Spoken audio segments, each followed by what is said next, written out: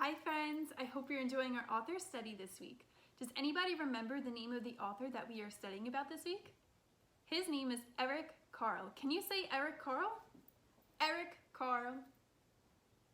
Nice job, friends. So Eric Carle is an author and an illustrator. So we know that an author writes the words in a book and an illustrator draws the pictures in a book. So Eric Carle does two things. He is an author and he is an illustrator. So today we're going to do something really fun, a fun craft. We're going to try to become Eric Carle and draw our own illustration. But before we do that, I want to take a look at some of his illustrations in his book. So let's take a look. So this is Eric Carle. This is a picture of him. And then down below, I have some pictures of his books that you might know. And we may have read some of these together already, or later on in the week, we will read them together. So I want to take a look at some of his illustrations and some of his patterns in his stories. In some of his stories, he does a pattern in the beginning of the book and at the end of the book. So I picked some of my favorites to show you. So let's take a look at them. What do you notice about these illustrations? I notice that this one is very colorful and I love the colors in it. What colors do you see?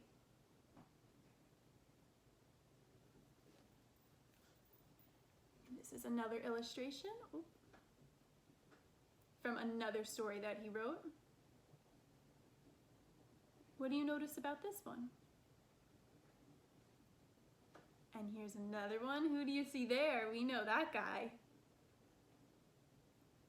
And lastly, I picked this one. So what do you like about this one and what don't you like about it? I love the colors and I love that it kind of looks like he took his finger or a paintbrush and smudged across the paper. So today we're going to do a really fun craft and we're going to become an illustrator and we're going to make a drawing and maybe you could even make a story after and put it in there just like Eric Carle. So let's take a look at some of the books that I have right here. So this one is called A House for a Hermit Crab, and when you notice, if you open up to the very first page, here's one of his patterns.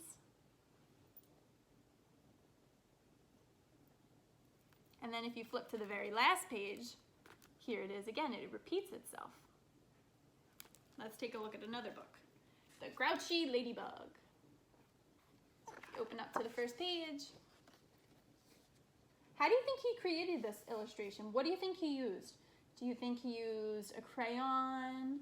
Do you think he used chalk, paint? Take a moment. How do you think he created this illustration? And lastly, I have 10 little rubber ducks. And here's another one of his beautiful illustrations. And again, if you flip to the very last page, you see it again. So the pattern repeats itself. So today, we're going to make our own illustration, but I'm going to show you some different ways that you can make your illustration or your pattern. So the first thing you need is paper.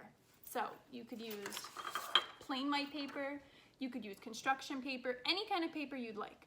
But if you don't have paper at home, you could rip up a cardboard box and use cardboard. You could use an index card. Some might be small, some might be large. You could use whatever you want, whatever you have laying around the house. If you want to cut out a cereal box, you could use the back of the cereal box. Anything you want. So today I'm going to use an index card. And then I was thinking, I wanted to take one of my favorite ones, and I wanted to try to recreate that image. So one of my favorites is this one from 10 Little Rubber Ducks. So let's take a closer look at it. I want to create something similar to this. So not exact, but something similar. I want to use different colors. I'm going to use some of my favorite colors. But I was looking at it and I said, I think you use paint for this, so I decided I want to use paint today. So, lucky enough, I have watercolor palette. So I have this at home, but I was thinking that some of my friends at home might not have this. So then I wanted to share with you a way that you could create your own watercolor at home. So, all you need is some tin foil, and I just cut out a square and I kind of made it into a boat with some walls so nothing spills. So, you need tin foil and you need markers, washable markers. Any kind of marker really should work for this, but I'm gonna try it with this. So we have our tin foil. I'm gonna pick out the markers that I wanna use. So I wanna use some purple in my illustration. So I just drew on some purple on there. And now you're gonna take a tiny, tiny splash of water, the littlest drop, and you're gonna put it right in there. And then you could take your paintbrush, or whatever you have to use as your tool to paint with, and you stir it up. And after you stir it up, it creates a watercolor. So you have a watercolor there. So if you don't have watercolors at home, you can make it yourself, which is really, really cool. So I'm gonna use a watercolor that I just made. I'm gonna use purple, and I think I'm gonna do some blue. So let me make a little blue. Add a little water.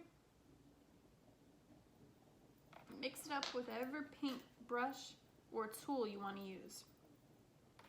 I also wanted to share with you that some of you might not have a paintbrush at home. So instead of using a paintbrush, you can use Q-tips. And another thing that's really cool about Q-tips is that you could use more than one. So I took about 5, and I took a rubber band and I knotted it up, and now I have a big paintbrush I could use. So that's one thing you could use. Another thing you could use is a pencil. So you might have a pencil laying around with an eraser, and you could use that eraser to paint with. You could also use, if you have an eraser, I have this fun, cute looking eraser, you could put it on the top, and you could use the top of the eraser to paint with. So you could dip it in your paint, and then you could draw with it like a paintbrush. Or you could just take a plain eraser that you might have sitting around. You could use this eraser, dip it in the paint, smudge it around. Or you could use a sponge. So we talked about this last week, but I want to share something new, a new technique. You could take a sponge and you could take a scissor. Remember, you always cut away from your body, and you could cut out the sponge into different shapes.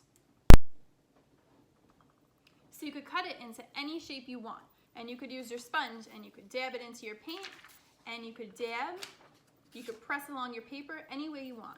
And we talked about pom-poms. There's so many different things around your house that you could use as a paintbrush. And lastly, if you don't want to use paint and you have chalk laying around, you could create your illustration with chalk, which is another really great idea that I like to do. So today, to make my illustration, I'm going to use my index card. I'm going to use my watercolors that I created at home. And I think I'm going to use a sponge. So the first thing I'm going to do is I'm going to wet this before I use it. So I'm gonna wet it, and I'm gonna dab it in the paint I created, and I'm gonna try to make it look like the painting or the illustration that Eric Carle did. And then I'm gonna take a Q-tip, and I'm gonna drag the Q-tip, kind of like how he did. It looks like strokes. I'm gonna try to do that with a Q-tip.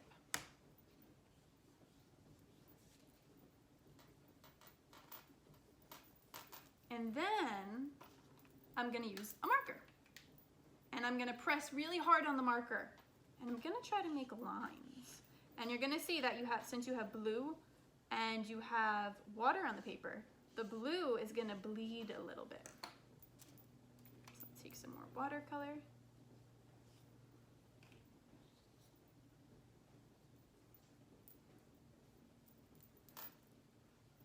And now I have my own pattern or my own illustration. So it's as simple as that. You have so many resources you could use around your house. And I thought of another way that you might want to do this. I had lots of scraps laying around that I cut up a while ago, and I just saved them. You could create your pattern with any paper you have, any scraps. You could use magazine clip outs, a newspaper, and you could cut them out. So you could practice on your cutting skills and your gluing skills, and you could create your pattern that way. So bumblebees, now it's your turn. I want you to create your own illustration, and I would love it so, so much if you would share your illustration with me and tell me how you created it, and maybe we could share it with the rest of our friends. I hope you enjoyed this video, bumblebees. Happy creating. Bye.